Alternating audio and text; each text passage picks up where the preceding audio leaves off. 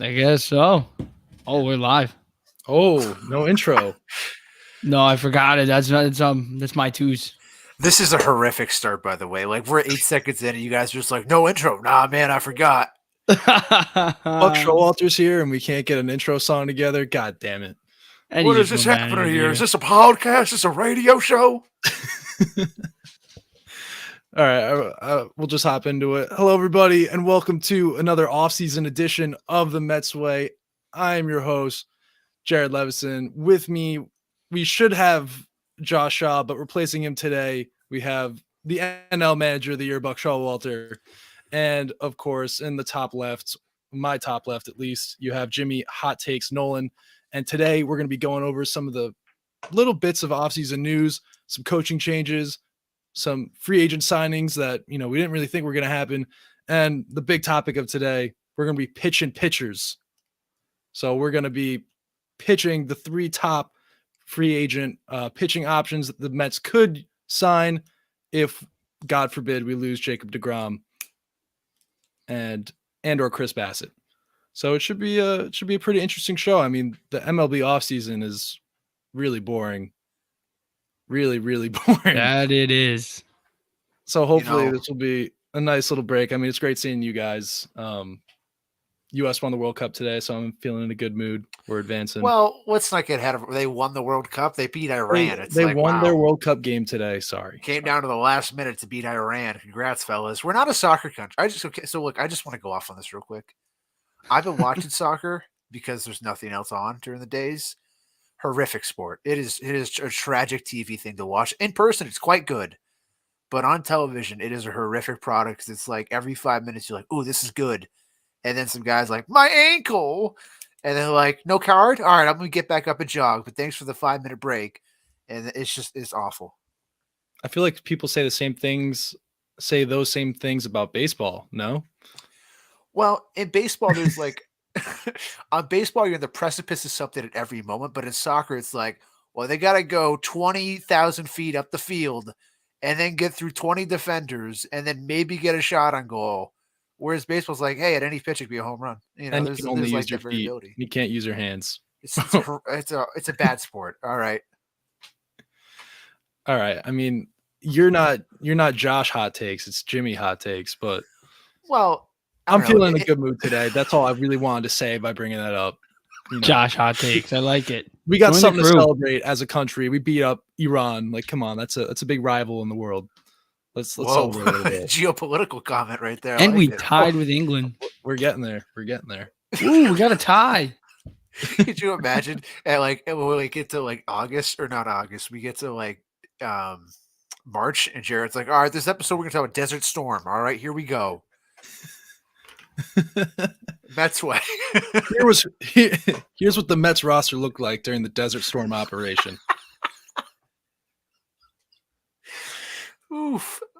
All right. Anyway, aside from all the geopolitical stuff and that boring sport that everyone in the world seems to love except here, some news. And one thing that Josh particularly wanted to talk about and made a point for us to bring up was that the New York Mets have had some coaching changes. With Eric Chavez and Jeremy Barnes getting promoted. Josh, you got the floor since you really wanted to talk about this.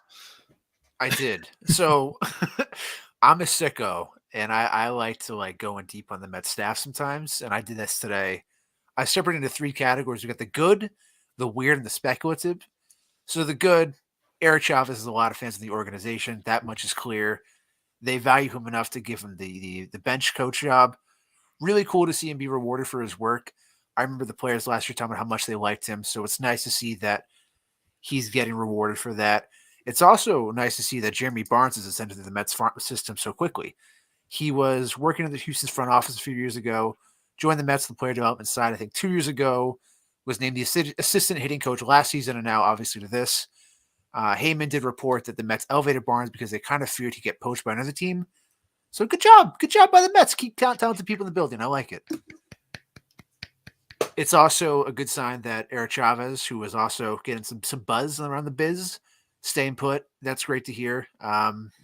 We'll get more into that later, but you can be a little nervous that we have a new hitting coach. I kind of am, but Chavez is still here, so that's good. moving on to the weird. The Mets are about to have their fourth different hitting coach in 3 seasons. Oh, wow. 2021 started with Chili Davis and ended with Hugh Quattlebaum. Remember that guy? Yeah. No, The I remember original- Chili Davis. I don't remember the other guy. I regretfully remember Chili Davis. In 22, we had Eric Chavez, obviously, and now in 2023, it goes to Barnes, 4 and 3 years. That's a lot of different voices in the offense's ear, which has me a little bit concerned. I don't think it's a big deal ultimately because the Mets have been very heavy on streamlining their offensive ideas throughout the entire organization from the minors upwards. So it's not that scary. And in full transparency, Barnes was with the team last season. He does know the players. He knows the relationships with them. It's not like some random guys that come out of nowhere. It's like, oh no, he's got 3 months to form a relationship with all these guys and figure out what they do well and not because he was on the Angels last year. Don't have to worry about that, but it is strange that the Mets are having such a revolving door at such an important position on the staff. And finally, the speculative. Eric Chavez has only been coaching for 3 seasons by the time next season starts. I don't know if you guys know that. He spent some time with the Salt Lake Bees in 2018 as an interim manager, but didn't finish. Come back next season. In 2021, he was the Yankees' assistant hitting coach. In 2022, obviously became the Mets hitting coach. So for him to go from assistant hitting coach to bench coach, which is essentially, if the audience doesn't know, the second most important coach in baseball in 3 seasons, is quite the ascension. Now, Buck Showalter is not a young man. I think my profile picture makes that very clear. He's 66. He looks Odds great. are Skin he looks does look awesome. great. What are you talking about? But the odds are, Jared, he will not be managing the Mets in 5 years. It's just so I wonder if the Mets recognize something in Chavez and gave him such a fast track to this position because he's earned it, number one, and number two, because they want to groom him as bust successor. And by giving him the bench coach job so early, they're giving him as much time as possible to see what goes into it for Buck. I don't have any evidence for this, but I'm just speculating here. But just, I know Twitter's going to complain about the Mets offense when they get like routed by the Marlins one game. So like now you have a new person to blame instead of Eric Chavez. So congratulations, guys. Jimmy, what do you think about that Buck Showalter successor thing? Like this early, that speculation at least. You know what? If it turns out to be true, then I think Josh has to become part of the Mets front office officially. No, I'm kidding. Well, yeah, I mean, you might as well just hand him a. I wish hand him if a reading gig. tea leaves was like the equivalent to being a GM, it'd be great. It does make sense, though. I mean, he's a former player too. Like, he is a former player, right? I'm not bugging. Yes, Chavez. It's not Okay. Endy Chavez. Yeah, it's not Endy Chavez. I know it's not Endy Chavez, but I think it makes sense. Especially when, like you mentioned, Josh, maybe they noticed something, and that's why they elevated him to this position so quickly in his coaching career. And I don't know, maybe he can learn something from Buck. I mean, he did just win his 4th or 3rd manager of the year, so he's gonna learn from the best. Was it one in each of the last 4 decades? 3 decades? Yeah, 4 decades? That's my boy. Yeah. But Jared, what do you think? What is it? I mean, I don't know, to speculate too soon, but it does make me think that what is it, like every single team Buck has been on, except for the Orioles, once he leaves, they go to win a World Series. So that's what that makes me. The talking about this makes me think of that. But whatever. That's just random shit at some point. You know what I mean? Yeah, like I'm not advocating for like to get Buck out the door. I love Buck, but it is. Oh boy. There we go. Ooh, we got the solo layout in now. Whoa, this is Whoa! I was like, Talking I can still points. hear and see myself, but what just happened? Oh, I have them. Okay, so I just graded. He's 66. I just think it's fair for the Mets fans to be like, look, we're on borrowed time here. Dave Roberts is 50 and he looks old, so just keep on the back burner who are the Mets are going to go to afterwards. It's just it's just a fact of life. All right. Next up in news, though, a potential designated hitting candidate, Jose Abreu, signed with the World Series champion Houston Astros, which I don't know if we exactly wanted Jose Abreu, and especially with the Mets recently saying they were going to look for internal options, the designated hitter position. I don't know. What are you guys' thoughts on this? Were you ever even interested in Abreu? I know he's an old guy, but might still have some pop in that bat. Go off, Jimmy. I mean, not really. Oh, To be honest, I mean the 300 batting average and the amount of games he played would definitely be an upside to this roster. But at the same time, he's also in his upper 30s. If it was like a division rival stealing him, if the Atlanta Braves were the one to sign him and the Mets were really that interested.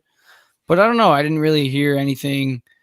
Andy Martino himself, the Mets rumor mill creator, The didn't best even. reporter in the business. Well, yeah, because he makes up so much stuff. It's like, hey, he's reporting. I don't know how accurate it is, but He's one of the best ones. We love him. Yeah, so I'm not really that upset about it. I think if there's any New York team that should be upset about it, it should be the Yankees. I mean, that's a missed opportunity for them. They're basically a team that feels like they always play in the postseason. So maybe they should worry. I'm not really that worried. Like I said, if maybe Atlanta stole him, I would be. But nah. I just thought of something funny. Like the Yankees are upset. It's like what? Because when they don't re-sign Aaron Judge, they couldn't get Jose Abreu. You know, I, like Jimmy, wasn't really too bothered by it. I was interested in Abreu. I do think he's an interesting player for the Mets, Or but not at was. that price point. He's 36 and they're giving him 20 mil a year. Good for him. Great for him. He's earned it. It's just I'm not comfortable with that person for a guy who's going to be a full-time DH. Well, All right. And then third in the news that we want to discuss, and I think is a nice segue into our pitching for pitchers segment and the focus for today's episode. Adam Ottavino, Brooklyn, New York native, stellar setup man for the New York Mets last year. Is somewhat interested in re-signing with the New York Mets. So Adam's a little bit up there in age. Who knows if he's can even replicate the type of year he's going to have that he had last year coming this season. Would you guys want to see Adam Ottavino come back? Or what would it take for you guys to want him to come back? I'm all aboard. Let's just do it. I like the idea too. I mean, the guy, he had a sub 2 ERA last season, and he pitched a good amount of games. He had I would give it to him. I mean, yeah, so what? He's what, 39 now? Going to be 40 next season, or is he going to be 38, turning on 39? Whatever he is. He's old. He is old. Matter of the fact is, 39, he what's the is difference at old. that point? Yeah, he's a good pitcher. He knows how to get outs and relievers. It's not like a starter where they need to be young. So, he had success in New York, and it's hard to have success in New York. And if he's done it and we think he can do it again, why not give him a 1 or 2 year deal? I mean, yeah, like the Mets bullpen is so starved for anyone now at this point. They let Michael Givens go basically for nothing, which I thought was odd. So we're down to Diaz, Drew Smith, I guess Tyler McGill, who I imagine will be a reliever next year because I can't imagine they let him start. So I think if you could re-sign a guy who knows the team, clicks well with everybody, then what's the harm? If it doesn't work, it doesn't work. You're not paying him $20 million a year, or $40 million, which we'll get into later. So just throw it out there, 5-10 mil deal, whatever. So be it. Say la vie. Yeah, I was thinking, when we didn't keep Aaron Loop after he had that really good year, and then afterwards Loop this season with the Angels, kind of disappointed and couldn't really get back to that form that he had with the Mets a couple years ago. Yeah, it's like our bullpen is starved. It would be a nice, like, familiar, reliable face. Yeah, I would be pretty indifferent either way. It's just like they got to figure out that whole situation. Michael Givens leaving, though, was very interesting, especially because they got him and they're like, oh, it's like one of Buck's favorite guys. And they kind of, just like threw him away like a piece of trash. And I like Michael Givens. He was, dude, he pinch ran. I'm still not over that. I know we talked about that last time, but like that was pretty cool. I've never seen a pitcher pinch run. You know that, like, I don't want to play with you anymore meme? That was just the Mets of Michael Givens. They're like, I don't want you anymore. Yeah. We could have you for $4 million, and guess what? We don't. It's like, why? It's odd. Yeah, he wasn't bad. But anyway, for the whole main topic of the show, the reason why we're here on this what is it, Tuesday? It is Yeah. Tuesday. On this beautiful Tuesday night. So we're going to be talking about the rotation. And more specifically, who could possibly replace Jacob deGrom to pair with Max Scherzer at the top of that rotation. So now I think we've discussed this in our last episode. We all don't want to see DeGrom leave. I don't know if anyone's mind has changed. I think the Mets would be I think it would really sour a lot of Mets fans' impressions of Steve Cohen if he does not keep Jacob DeGrom. He's a homegrown guy. He's like been the identity of the Mets, someone that the fan base like really loves and identifies with. Obviously, he hasn't been very healthy the last couple seasons, but I mean, you got to keep homegrown talent, and this guy's got a lot of years in front of him. I would like to see him stay, but for the sake of the conversation, we're going to say he goes somewhere else. He takes the Mets, short him on the offer, and he goes somewhere else. Maybe it's probably not Atlanta, but Tampa Bay. The Tampa Bay Rays met with DeGrom's people today. That would be hilarious. I mean, he's from Florida. So awesome. No, but just like the Rays being like, all right, well, we're going to trade G-Man Choi because you don't want to pay him $5 million, but we're signing Jacob DeGrom for 40. It'd just be very funny. Yeah. I mean, they're probably just doing their due diligence, but the Texas Rangers are also a big candidate. Maybe the Los Angeles Dodgers, who need rotational help, and are I think they're cutting off a big chunk of their salary this year. So there's a lot of potential suitors for Jacob DeGrom, and with his talent and his track record, a lot of teams are going to be looking for him. So, more likely than not, even though we hope it doesn't happen, we could have another guy to pair with Max Scherzer this offseason, or for this season. So I don't know who wants to go first, or if you guys want to talk about, could DeGrom resign? Want to answer the question? I just wanted to push back on so would you guys be devastated if Jacob DeGrom leaves? Is my question. Yes. Yeah. That's so weird because I don't want to say I wouldn't be. I would be upset if the Mets gave him lowballed an offer and a team was willing to pay more, because Steve has so much money. I'm with you there. That would make me upset. Yeah. Okay. I'm in the same boat in that regard, but until I see the contract, I don't know how to feel quite yet. I've said this before, but no matter what happens, I completely understand it. There's no thing where I'm like, I don't get how they couldn't keep DeGrom. And there's no thing of well, I want him out. I would love him back, but there's so many questions that if he leaves, it might just be well, that sucks for us, but do you want to take that giant gamble? Because that's what it is. It's a giant gamble. He's 36. This isn't like Garrett Cole came to free agency yet, I think at age 30. He's 6 years older. He's had way more injury problems. He's not built like a traditional pitcher, which whatever. I worry about that with him. And if he's gone, he's gone. But I don't know. I just was curious how how committed you guys are. Yeah, I think I'm all in. Like Jared said, freaking Cohen has so much money. So if we lose out because of money, but I guess you're right, Josh. If the Texas Rangers gave him $50+ million, but I don't think the Texas Rangers are going to give him $50+ million. I think if you can get DeGrom for right at Scherzer's AAV, maybe a little bit more. I think DeGrom was 45. Yeah, and if that's what it takes, if it's 4 years, 45 target number. Yeah, if it's 4 years, 45, I'd personally do it, because you know what? Even if it doesn't pan out, guys like DeGrom, you just keep them on the New York Mets. He's a career Met. David Wright, he got his contract. He got hurt. He ended up having the spinal stenosis, obviously, career-ending injury. No one cared about that. No one said he was overpaid or anything like that. And plus, the last contract, but did we care where we were like, you know what, this contract hurt us in a position where we couldn't go spend in other areas? Yeah, because that's only because we had the Wilpons as our owner. I have a hard time believing if Cohen was our owner in the David Wright era that he wouldn't build a better team around David Wright. Unfortunately, obviously, he got hurt, but at the end of the day, Mets fans weren't really upset that Wright got that contract. He earned that contract. He was a Met, and that's what DeGrom is, and that's what he should be, and he should stay a Met. And you know what? If he gets hurt, he gets hurt.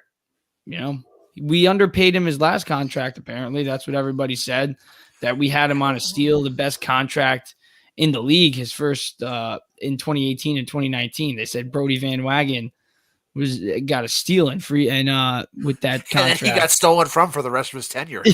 Yeah, that was basically the only good thing that Brody Van Wagen ever did. And then he couldn't build a team around such a great pitcher. But that's the past. Got to focus on the future. I hope he's a Met. Jared, what about you?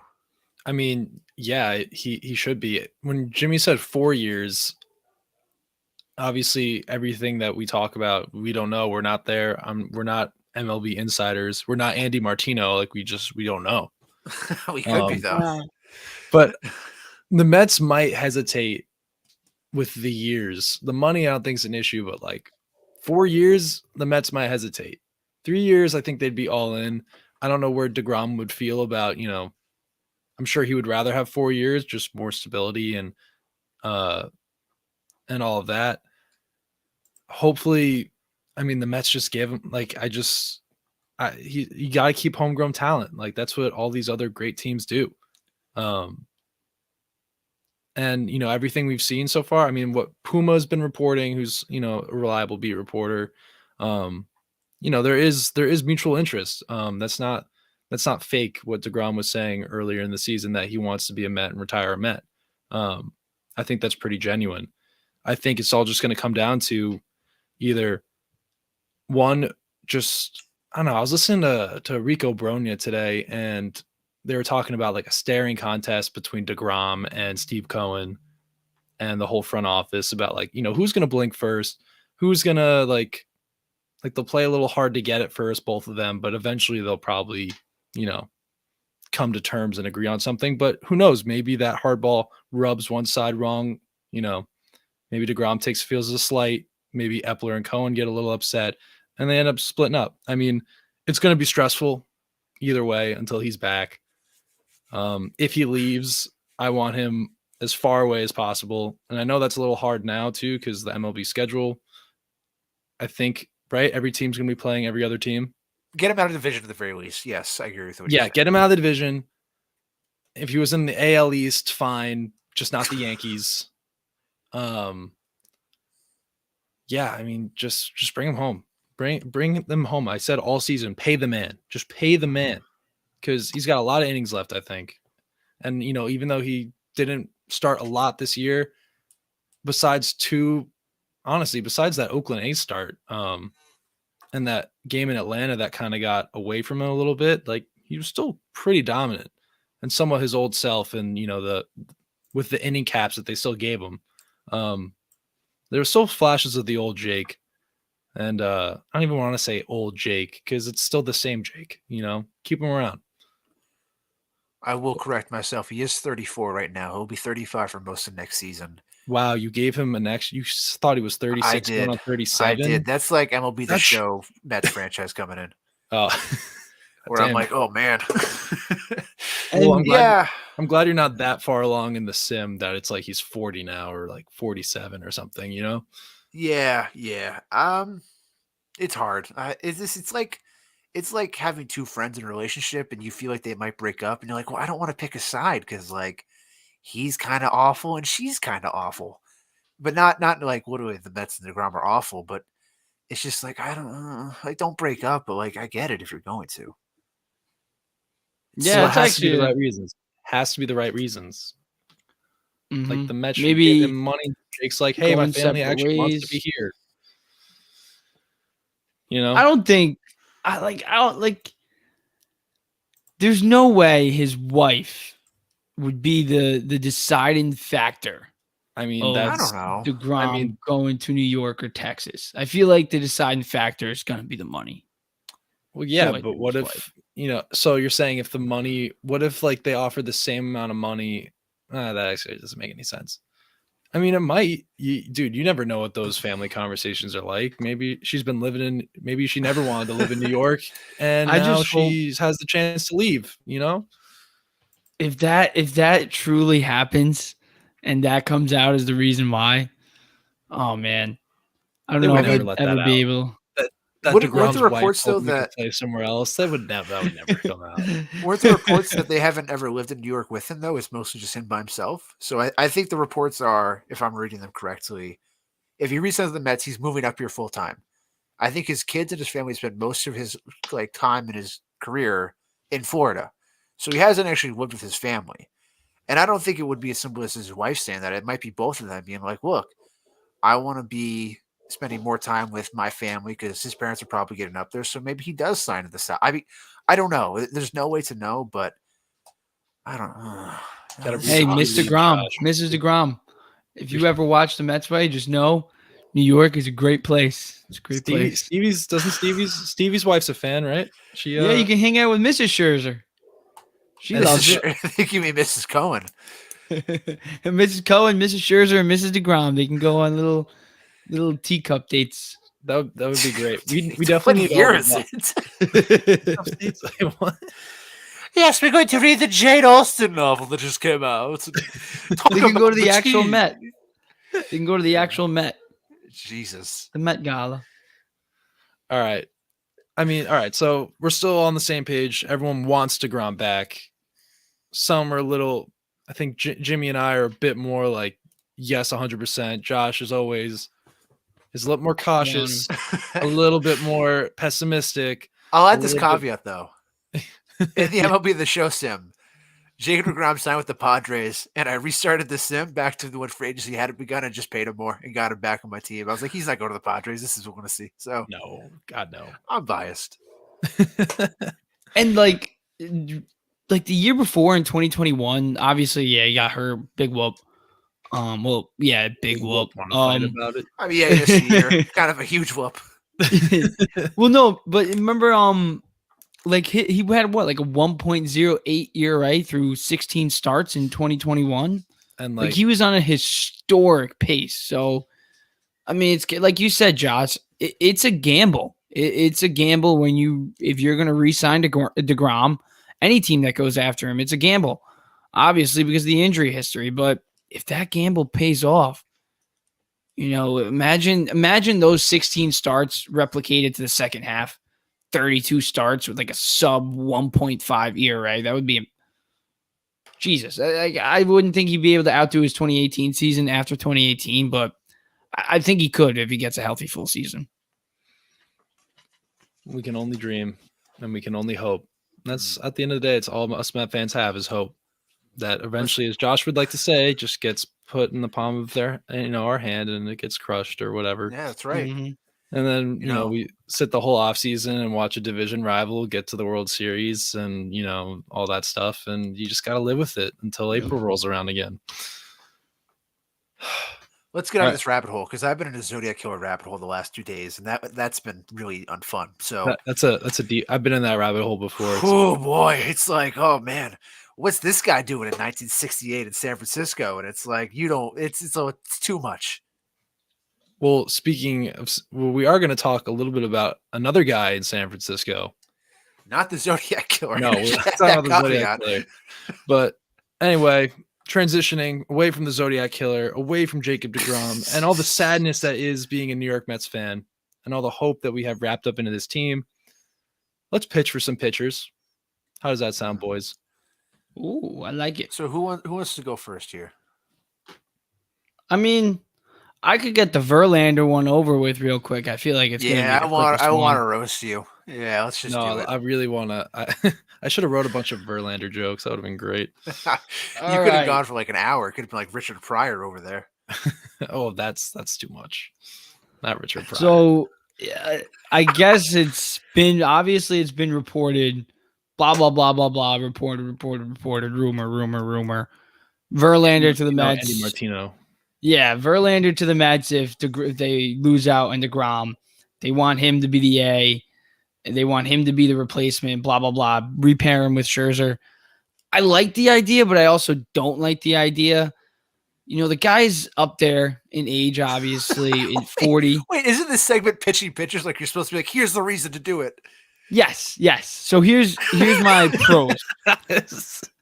I'm going to list you my pros, and this is, So here are the pros of Verlander coming. Obviously, there's the cons, which is It's going to be expensive. He's going to be old, but we do need pitching. So that's a pro. He's Well, coming pro. off. Look, guys, we need an arm. So, pro. With that logic, just bring up like the Little League World Series winning pitcher, Yeah, let's get somebody to fill the arm. But all seriousness, I think you bring in Verlander for one reason, and that one reason would be you lose out on DeGrom.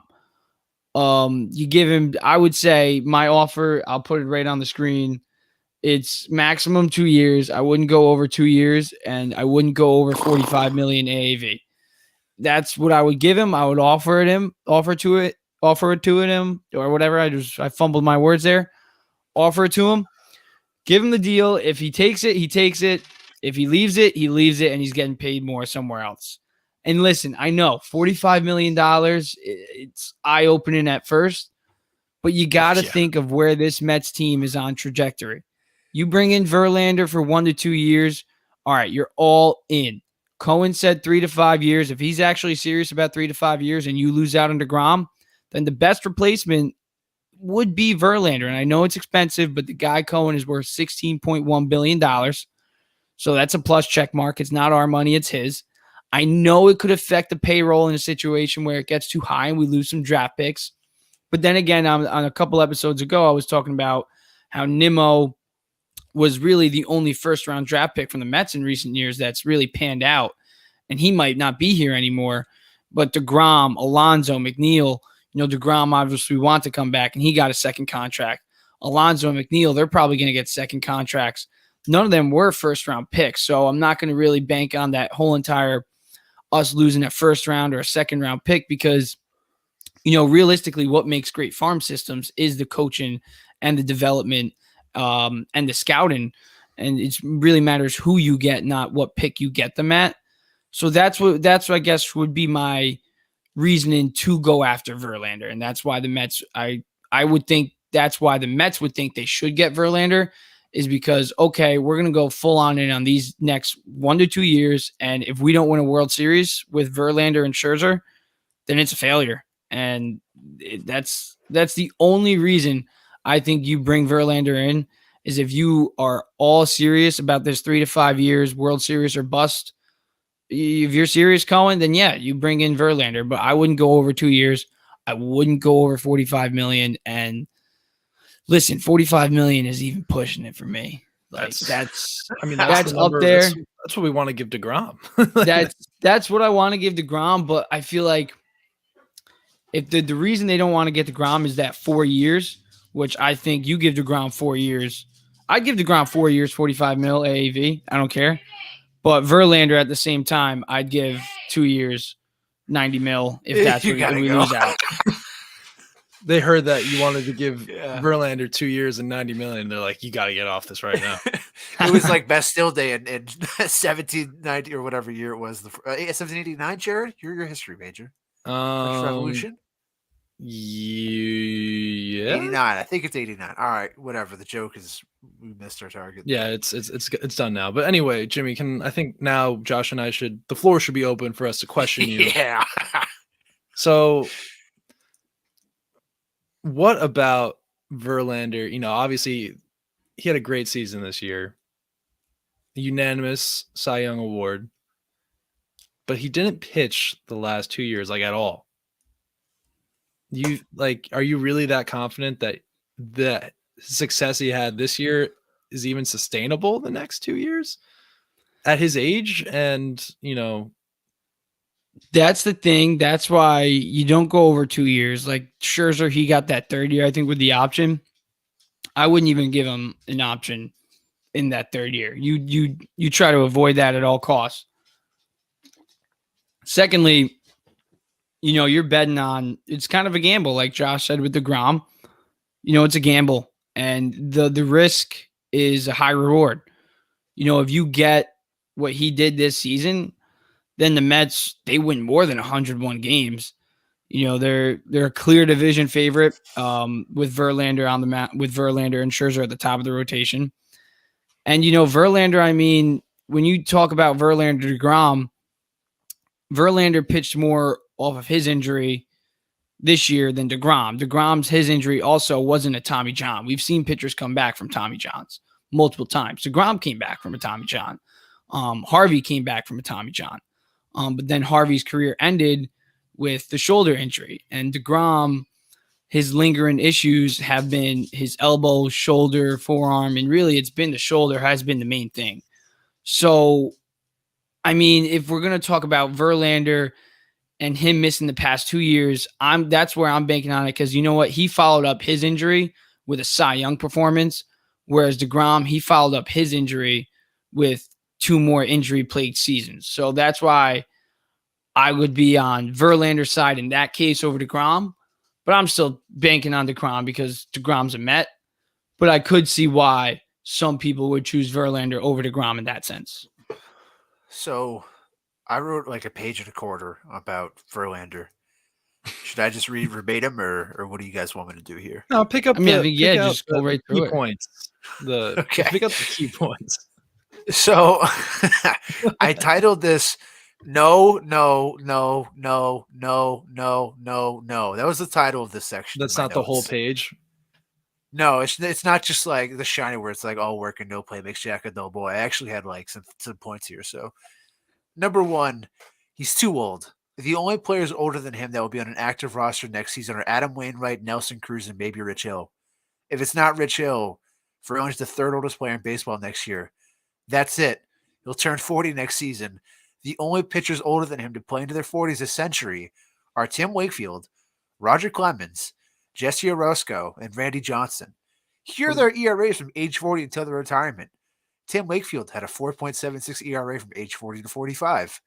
Clemens a 2.99, Orosco a 4.04, and Johnson a 3.87. That averages out to a 3.91 ERA. Do you guys know who had a 3.91 ERA this season? Jameson Taillon. You know what the league average ERA was last season? It was 4.02. So that's not great, number 1. So, and I'll be concise here. For Verlander to earn a Scherzer-like contract of $40+ million, here's what he'd have to do. He'd have to be better from his age 40 season on than Roger Clemens and Randy Johnson. He'd have to be better than the average ERA of every pitcher to attempt pitching deep into their 40s. And by the way, when I say better, I mean like way better. If you're asking for $40+ million as a pitcher, you need to be one of the best pitchers in the sport. And the problem is that Clayton Kershaw is the last pitcher to have the highest salary the same season he won an ERA title. And that was in 2017. So now you're asking Verlander to age better and more gracefully than any pitcher ever has and still play better than anyone else with a similar contract to earn the money he's asking. That's not mentioning the Tommy John. And this is one of the other things I noticed in my research today. 10 of his 18 wins came when the Astros offense scored 5 runs or more. And of his 18, 5 of the wins came when the Astros scored 7 runs or more. Or that half of his 18 wins came against non-playoff teams. Or that he's allowed 4 or more runs 11 times in his postseason career. So I'm not saying don't sign Verlander, he's off where he didn't earn the Cy Young. He did earn the Cy Young fair and square. And there should definitely be a market for him. I'm just saying the Mets, who we all want to succeed, should exclude themselves from that market because signing Verlander is not the right move. It's a desperate one. It's chasing a name instead of the trajectory. It's just a flat-out bad decision. You don't think he could be like a Tom Brady and have his best year at like 39 or 40? Or you think that was last year and it's just, I guess that was just last year and it was done then? I mean, it's definitely possible. Like, I'm not going to say I know for a fact that what Justin Verlander's future is, but you're betting for so much to go right in your favor for a massive contract. And I think Jimmy's on the right page, but Verlander's asking for 3 years, I bet. I can't imagine he sees Scherzer, who's only a year or two younger than him, get 3 and he goes, I won't take anything less. And he's publicly said, I want to pitch till I'm like 45 or older. That's the type of thing he wants to do. So I can't see him taking the risk that he signs a 2-year deal, it goes horribly, and then his career's over. Whereas if he signs a 3-year deal, he knows he's got extra time to try and figure it out. Yeah, I see. Yeah, I mean, he is old as hell. And the only thing that I would debate, like, is off the Kershaw thing when he won the ERA title and then he got injured. But the thing is, when Kershaw, his thing wasn't Tommy John. You know, like I said before, people come back from Tommy John. We've seen it. If it's 2 years, honestly, if you lose out on DeGrom, I don't see why not? Maybe take that risk, because if he does give you 25 to 30 starts and he can win you, he could even a little bit less than what he did this year, is still elite. And he is going to be one of the best pitchers in the game, no matter what. If he pitches and he's healthy next season, he's going to be one of the best pitchers in the game, no doubt about it. I don't And know about that. I mean, every single year. All right. So 2020 and 2021, erase those obviously, because that was the Tommy John years, right? Jared, but go. then he follows up. Yep. I have a question. What's up? If he's so good, if he's gonna be so good next year, where are the Astros? Do you know what their thoughts are on bringing him back? They have been talking to him. I know that. Yeah, they want him back. Mutual interests. They're not like, okay, yeah, Justin, go do what you want. They're not just go. Yes, yeah. Okay. They want Justin back. I think really, I from what I've read, obviously it's all rumors. Mets, Yankees, Astros, Dodgers. Those are the main four. Obviously, it kind of does make sense for richest team in baseball. Well, obviously Houston's not, but Houston's his old home. But I mean, I don't know. The guy in 2019, before his Tommy Johns, 2019 he goes 21-6, 34 starts. That's at age 36. 2018, 16-9, 34 starts. 2017 in total, he only had 15 starts. No, wait, total, but here's total 15 wins, 33 total starts. That's my twos. And then 2016, same thing, 34 total starts. He makes 30 plus starts year in and year out since he's in basically every single year of his career, except 1, 2, 3, 4 times. See, I don't disagree with that, but the problem is you're going back in time when he was younger, and that's not gonna happen. That's just not possible. He's only gonna get older. His arm's only gonna have more wear and tear. He's up to 3,163 innings pitched in his career. That is insane. And I guess where I ultimately come down on this is, in the offseason on the whole, is a lot of Mets fans, myself included a little bit, think, oh, we've got the money, let's just spend it on the best players. And I get that, but you don't need to build a superstar team. Look what the Astros, they had Chas McCormick and Martin Maldonado and Yuli Gurriel hit 240 as 3 of their 9 starters, and they won the World Series. We don't need to have the perfect team to actually make this happen. You just have good players. I would be much more comfortable re-signing Taijuan Walker and maybe taking a flyer here or two or trading for someone than I would be signing Verlander, honestly. Yeah, I mean, I can't disagree with anything you just said. I mean, listen, any route they go in, I'm gonna have to ride with it just because I'm a Mets fan, and I'm pretty sure all of us can say the same thing. Because at the end of the day, we're just gonna be like, yeah. All right, I dislike it for 1 minute, but let's go. We're on board. Let's go. I would dislike it.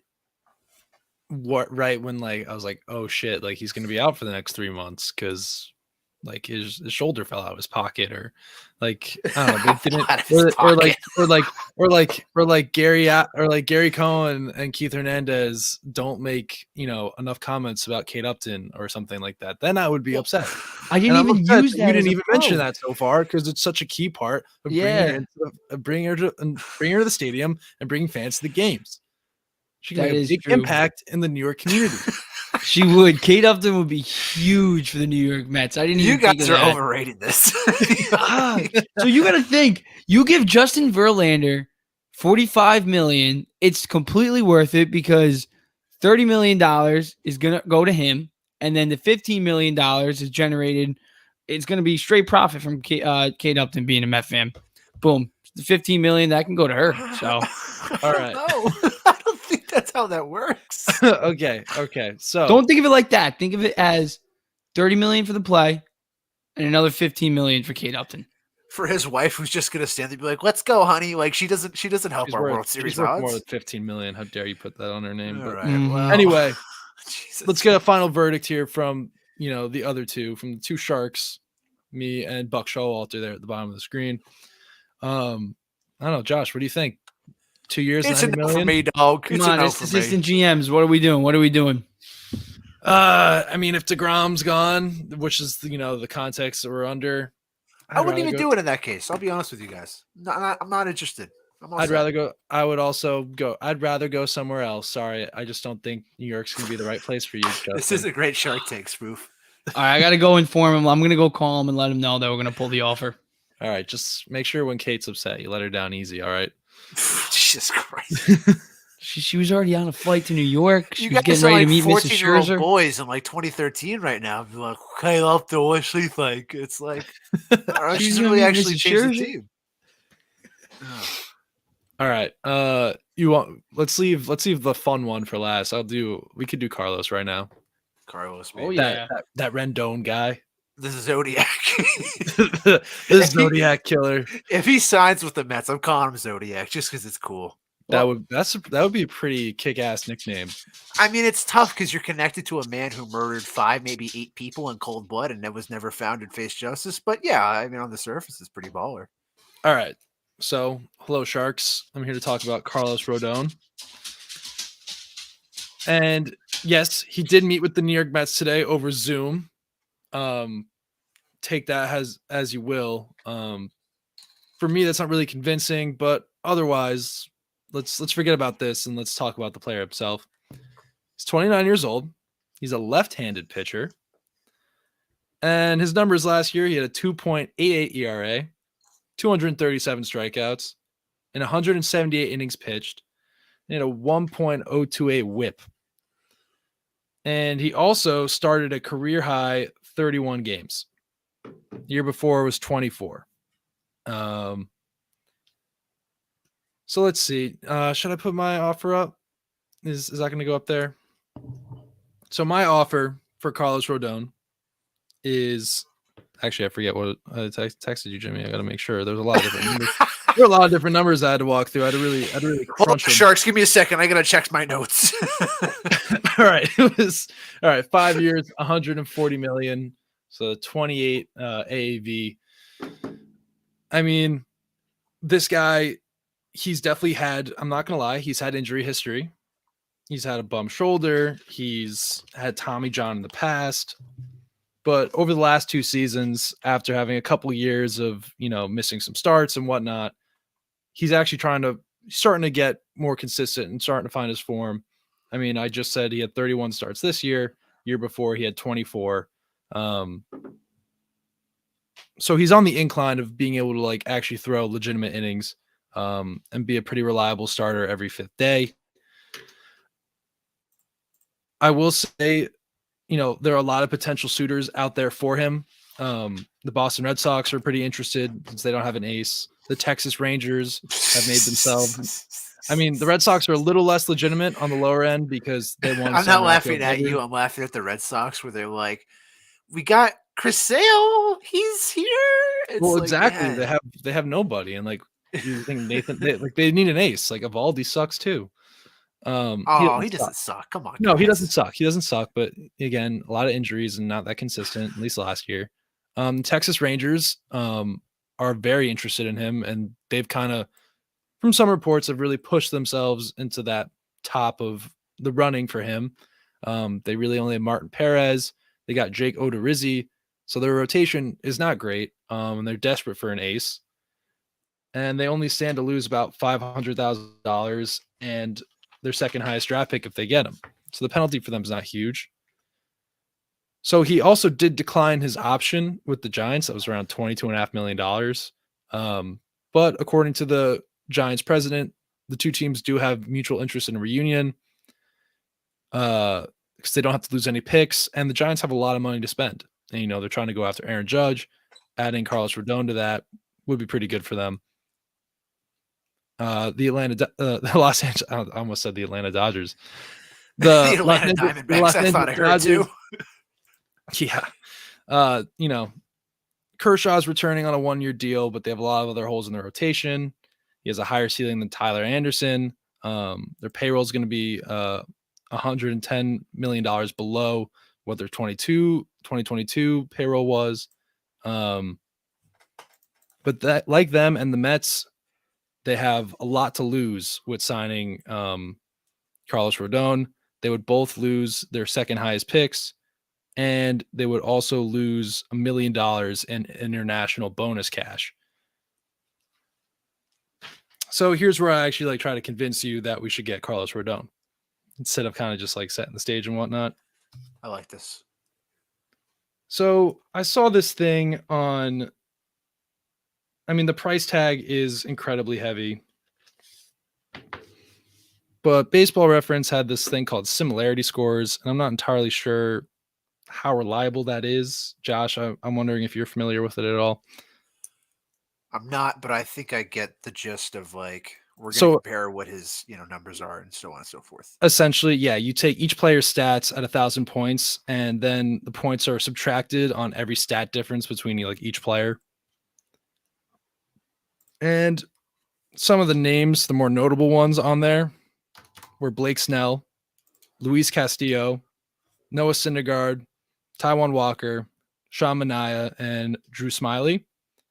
And through the age of 29, he has a lot of similarities between Dallas Keuchel, Jake Arrieta, and Luis Castillo. Dallas Keuchel's really good. Keuchel? It's Keuchel. I like the William Rodon guy and the Dallas Keuchel. It's really good. Yeah, they're all intentional bits, man. They're all. Jared was in his notes. He's like, in parentheses, remember to say it Keuchel, not Keuchel. So Josh doesn't laugh at me again. Live on YouTube in front of 20 listeners. Anyway, but aside from, he's had the injury history. The last season he put together, the most innings he's put together in a while. His stats were good. The Giants obviously disappointed, but he had 14 wins and 8 losses. And in that division, the NL West, going up against the Padres and the Dodgers, multiple times a year, you're going to expect some lumps and some L's. And you know what? Wins and losses, judging on pitching, isn't the most accurate way of depicting, a pitcher's performance, but he still had a winning record. So here are my pros. His four-seam fastball is always in the upper 90s or 100. He's a left-handed pitcher, and the Mets had no. Besides David Peterson, we had no lefties. We had no lefties in the bullpen either. So that's definitely an area of need for the New York Mets. And besides his fastball, he's a pretty diverse arsenal. He's shown he can throw a pretty good slider. He's a changeup and a curveball in, secondary pitches. And a little more fun kind of pros. He wears stirrups. That's a big pro. Keith would love it. Stirrups look really cool, and they need to come back. And he has a pretty kick-ass beard. But overall, the 5 years, $140 million, that was kind of the range for him was around 110 to 150 on all the different things that I was reading. I decided to go somewhat on the higher end of the middle of that, just because if he was to end up on the Mets, he knows that they have a lot of money. If DeGrom doesn't come back, they're going to be very desperate to sign another pitcher, and especially at his age of 29, he definitely seems like a more attractive and reliable long-term option than, say, a Justin Verlander. He's had success. I believe he's at least a one-time All-Star. No, two-time All-Star. He's a two-time All-Star in his last 2 years, and coming back off a lot of those injuries. So that's where I left the number. 5 years, $140 million. He wears stirrups and has a kick-ass beard. So, what are you guys' thoughts? So I joked this to you guys in the chat today. I wrote a dissertation on Verlander, and my Rodon notes were like, yeah, why not? Let's do it. Sure. That's basically where I stand. There's no reason not to be highly intrigued in him if we don't get DeGrom. He's proven he can be at least an ace, if not a co-ace. I thought he was one of the better pitchers in the first half of last season. And the fact that he had to become a sub all-star is just flat out bogus when Clayton Kershaw, that's a whole another argument. But he led the NL in FIP last year. So his 2.88 ERA is a little, inflated in that regard. And if you look at his ERA in every other season, his FIP is significantly higher sometimes. Well, not significantly, but there are seasons where it's higher than his actual ERA. So to see him, overdo that, it's a great sign. And like, I love lefties. There's nothing I could poke holes in with this, honestly, Jared, because it's just like there's far less risk. I'm just game. Let's do it. That was easy. Yeah, I kind of, like you just said, Josh, his ERA was a little bit inflated this season. And also, we got to remember, he's playing in San Francisco all year. The ball's flying all over the yard out there in that weather. And also, just San Fran alone, just the history of the ball flying out of the yard, like I just said. And then Chicago the year before, he had a 2.37 ERA. So, I mean, it does make sense. And then he did have a better year, obviously, with San Francisco all around. Just ERA was the only thing that was worse. I do like how he's improved every single year. He's still in his 20s. I like how he's a lefty. So I like how the 5 years he'd be here only till, 34, right? Am I doing my math right? Yeah, till he's 34. Yeah, 34, yeah. So I like that. I like how it's under 30 million, so it gives you a little bit of flexibility to still even go after, let's say, a little Kodai Senga action, like we'll get into a little bit later. Maybe they dabble into both ends, or maybe even bring back Bassett, gives them a little bit more flexibility to bring back one of those guys, Walker even. I don't know where they want to go, but I'm going to say yes. I agree. I would give him the offer if DeGrom does not come back. I think, I like the lefty. We need one, especially maybe even it helps David Peterson a little bit. Maybe he gives him a few tips with his little lefty arm. Thank you, Sharks. Thank you. I mean, my cons were essentially that, we'll lose a draft pick and lose some money in the bonus pool. So I don't know how that would affect possibly getting Kodai. But then also, for the similarity score, and I don't know how reliable that is, but like, I feel like that's a little high for someone that's most comparable to Blake Snell. And then, he's not Jacob deGrom, but with the age and everything, he's a lefty. He wears stirrups. I think they're all, especially the stirrups. I think that's a really good reason that you should bring him back. And I really can't stress the stirrup thing enough. Seems like he would own New York. It seems like he would own it. Yeah, I really don't know much about his personality, but he's pitched in big cities before. Like, Chicago's a huge market, and he had some success before he got injured. But it's nice to see at least that he's had that injury history, and he's been able to, move away from it and separate himself from that. Yeah, and I mean, maybe Scherzer can also elevate him, because if you don't, let's say the Mets do get Verlander, then you're basically, obviously, like I just mentioned, you're banking on World Series or bust. You don't get Verlander, you miss out on DeGrom, you get Rodon. Rodon, I mean, we don't know if the last 2 years were his best yet, so maybe there's more room to improve. There's a lot of people who do think he's going to improve as years go on. So maybe him pairing up with Scherzer too at this stage of his career, it could be maybe Scherzer offers him some tips on how to become more of a pitcher and not a thrower. I know I mentioned that, how DeGrom was throwing the ball sometimes, and I'd rather see him pitch. Maybe in just ways like that, maybe Scherzer can teach him a few tips. So maybe he gets a little bit of elevation from a guy who's done it at a high level for as many years as Scherzer. Oh yeah. Thank you, Sharks. Thank you. In my Buck Showalter voice will say, "Oh man, you got me." That was like too audible. That was like, you can't understand one word that Buck says. Yeah, I got a big dip of chew in my life, and I'm just I'm drinking the ground. It's just like, all right, Buck, thanks. That was good. That was... Now the fun part.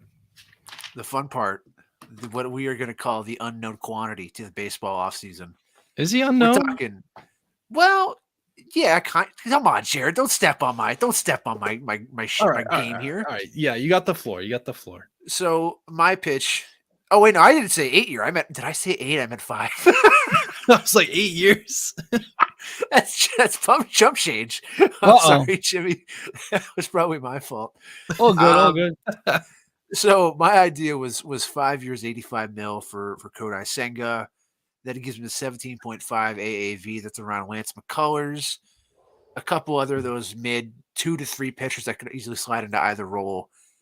But first, let's get out of Shark Tank. Let's go to The Bachelor. Let's meet Kodai Senga, guys, because I feel like not enough people know who this is. They don't know what he's about. Let's get into it. Senga was born in Japan and is a right-handed pitcher. He's 29 years old and a 10-year veteran of the Fukuoka SoftBank Hawks. He's been playing professionally since he was 19 and made 3 NBP All-Star teams, has led the Pacific League on strikeouts twice, and has an ERA title. He's a 2.59 ERA throughout his career, along with 1,250 strikeouts. That's his Tinder profile right there. Now let's meet Senga, the pitcher. Excellent splitter. Jared talked about this earlier, but his splitter / forkball is gnarly. Jared, you watched it, I think, more than I did. What did you see on that? Let's see it. Let's talk this through. What about the forkball? You kind of cut out for a second. Well, I want to hear your thoughts on it because I didn't watch it as closely as you did. So, I mean, I've never seen a ball like move like that. I didn't have to even watch that many highlights, but it's like that thing is it like you really can see all the laces and stuff when it spins, and it kind of matches the launch of his fastball, and then it drops dramatically. Pro number 1 right there, Jared. I just outsourced my help right there. That's how you do it, folks. That's pretty good. Hey, you're on something here. It's worth noting that Senga throws his splitter / forkball nearly 20% of the time at an average velocity of 85 miles per hour. That sounds like a lot of splitters because it's a lot of splitters. But the thing that I found interesting in my research is if Senga had kept up that percentage in the MLB last season, he had the 16th highest splitter usage in all of baseball. It's not a bad thing, though. Of the 15 pitchers that rank above Senga in splitter usage, none of them have an ERA above 4.50. In fact, the average ERA of a pitcher's usage or splitter usage is 20% or higher, is 3.14. It's pretty good. Pretty good stuff right there. Senga's splitter keeps him in good company. Some of that company includes Kevin Gossman, Alex Cobb, Taijuan Walker, Tony Gonsolin, Frankie Montas, and Nate Eovaldi. So the pros here, gnarly strikeout pitch. Fair to say. His fastball, though, isn't really a slouch either. Averages 96 miles per hour, which is 3 miles per hour above last year's average fastball velocity, though he can't hit 99 miles per hour at a time. He's got, like I said, for his repertoire, the splitter / forkball, his cutter, his slider, and his fastball, all of which have been great pitches for him. What's encouraging to me, especially, is if we're going to say a pro for Verlander is smart teams interested in him, because the same about Senga. We've got the Blue Jays, the Mets, the Padres, the Red Sox, the Yankees.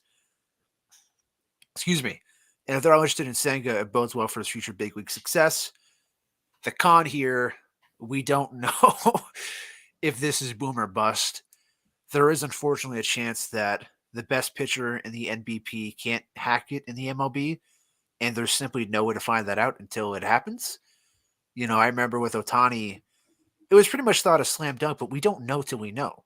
It's the same with any prospect, and that's kind of what Senga is. He's a 29-year-old prospect that's big league ready, and you have to decide, not do we want to pay him chunk change in a closet in Brooklyn? Do we want to pay him $85 million? So that's where the Mets are. I say you do it. I think it's going to be a very competitive market, but I think the Mets should try and get into the Japanese baseball market because increasingly the talent that is coming overseas is really, really good. I think of guys like Ha-Seong Kim, who killed the Mets this year. I think of Ohtani, obviously. There's a right fielder coming in this offseason. Ichiro, obviously. Seiya Suzuki, thank you. To get a foothold in that market with a big name would be really good for the Mets internationally.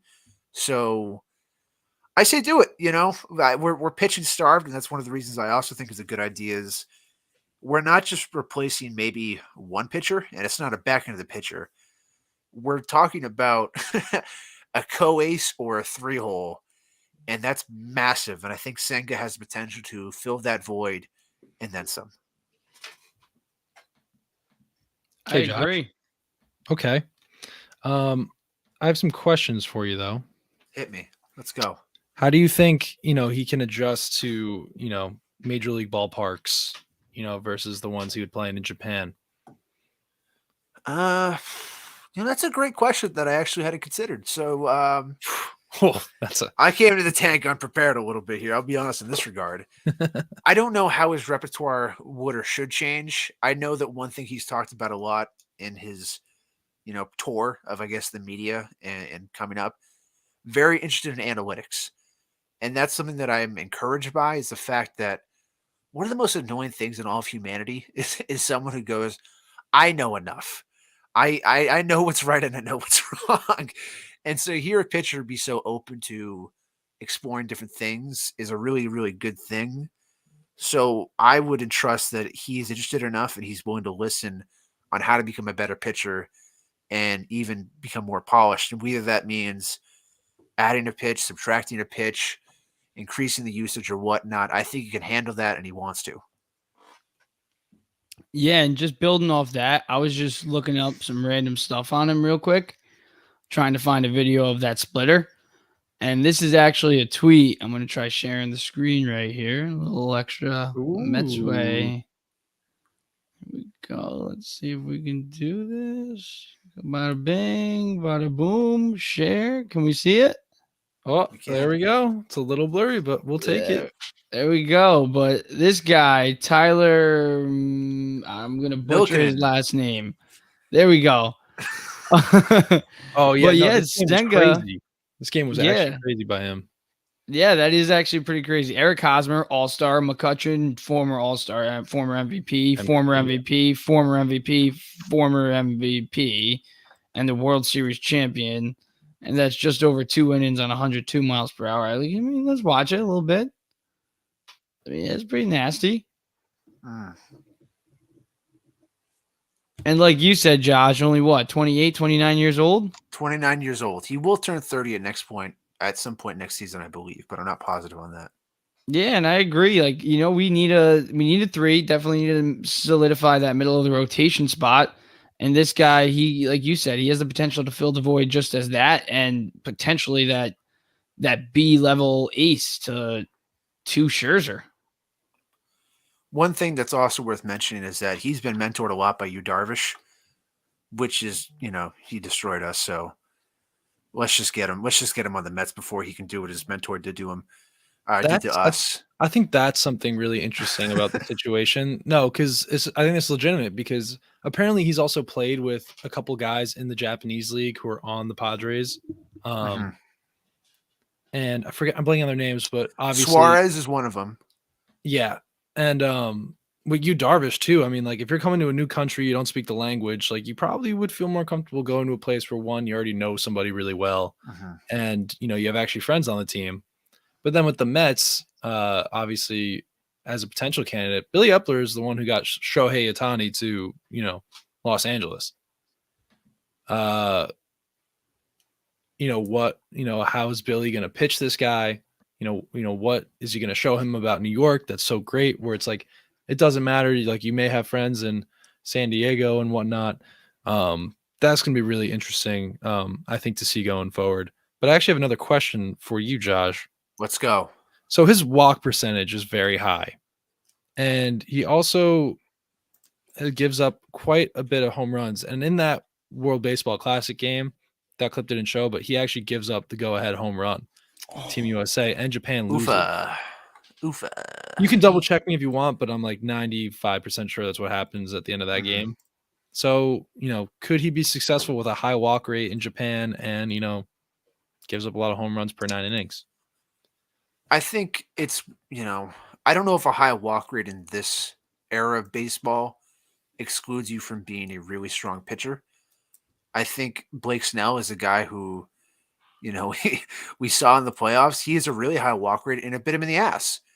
But on the same time, he was really good in the back half of the season. And if you can rein that in and you can figure out, lock in your location or whatever is plaguing you, you can be fine. I think one thing that is a positive is that the Mets defense is really great. So if he does get starting to walk some guys, I think the defense will be able to pick him up. And likewise, Jeremy Hefner has really gotten the best out of every pitcher he's worked with these last couple of years. And I'm confident that he can do that, with Senga as well. And one last note before we kind of wrap up here. This dude has won all but one Japanese Series championship from 2015 to 2020. Yeah. He's a winner. Japanese Yankees. That's right. He's a winner. He knows what it takes to win, at least what he's experienced to be the highest stage in baseball.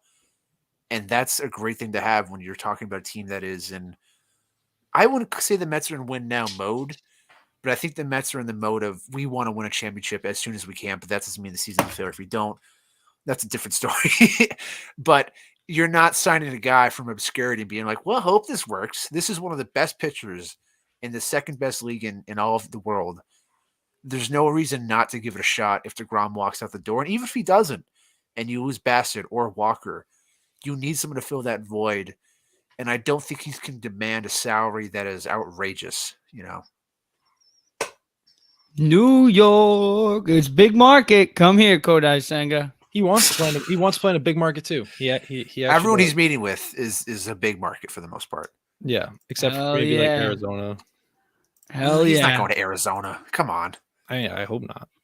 I feel like we kind of have a little bit of advantage over every other team because of Steve Cohen.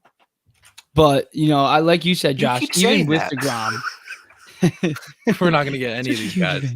Such a huge advantage. You say that as if like he just throws money at people. They're like, yeah, you know what? I could have played with my friend, but I'll just do what you ask. You know who Cohen did throw money at though? Robinson Cano. He said, dude, get the hell out of here. Take your $24 million and leave.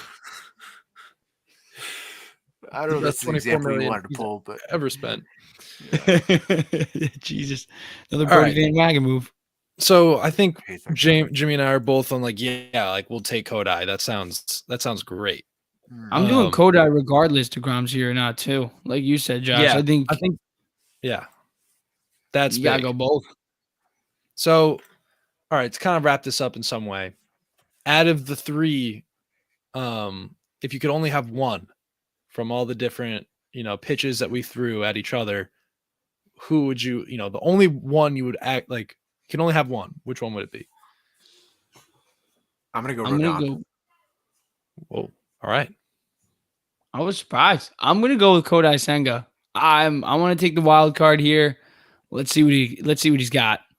Yeah, I would be really excited to watch this guy pitch. I'm going to go with Kodai. Like, I know Masahiro Tanaka didn't really work out in New York, but he did pretty well for his first couple years. Good, yeah. Major League Baseball. I mean, that's great. I mean, that's better than most people. So I would love. I think it would just be exciting, And yeah, if you could get DeGrom back too and have him and Senga and Max Scherzer, that would be freaking awesome. Yeah. Anything else? Twice, it's all right. Bob Dylan. Every show you can't go. You can't go with that. I gotta get Bobby Bob, guys. He's like 80. I mean, you can't go wrong with a Bob Dylan quote. I mean, no, it's simple. It's like some shtick. I'm surprised. You know what I found out? You guys know the song "Wagon Wheel"? Yeah, he co-wrote that song. I didn't know that. Of course he did. He's just the best. There's just no one. There's no one better. I'm just saying it. All right. So, pitching for pitchers, Kodai Senga, Carlos Rodon. Those are the top guys we want. Justin Verlander. You would have been sexy 6-7 years ago, but you're in your 40s now, so no. And Bob Dylan is the greatest songwriter of all time. Check us out, The Mets Way. Are we on TikTok now? We're on TikTok? We are on TikTok. Check us out on TikTok, on Twitter, on YouTube, Instagram. We're also on. Am I missing anything else? Nah, that's it. That's it. I mean, that's 4 different places. You can see my beautiful face. You can watch Josh get all upset about the Mets, and you can watch Jimmy, spew hot takes out of his mouth. Don't act like I'm Frank the Tank, please, before we leave. like, don't make it out to be like I'm crying and Jimmy and like biting my shirt to contain my rage. It's just like, when Jimmy's just like, we'll just throw money at things. It's like, I don't know if I agree with that idea. I think a lot of people tried that in history. That doesn't always work. Mermaid emoji. That's right. We need to put that in the show. Actually, we probably can. It'd be, copyrights, but We'll We'll figure it out. monetize it. We're All right, too everyone. monetize it. Apple wants. I hope Apple wants screw us over. They're trying to screw over Twitter. We just got to draw our own mermaid. It's fine. That'd be cool. Any listeners of the show want to draw us a mermaid? That would be really cool. What an odd request. We got to end this now. Okay. Thanks for tuning in, everybody. Check us out in the next couple of weeks as the Mets offseason continues to unfold. But it might be a while because the MLB offseason is incredibly slow. Help. Thanks for tuning in, guys. Soccer. December is upon us. This is good. It is. All right. Good night, everybody. Let's go, Jets.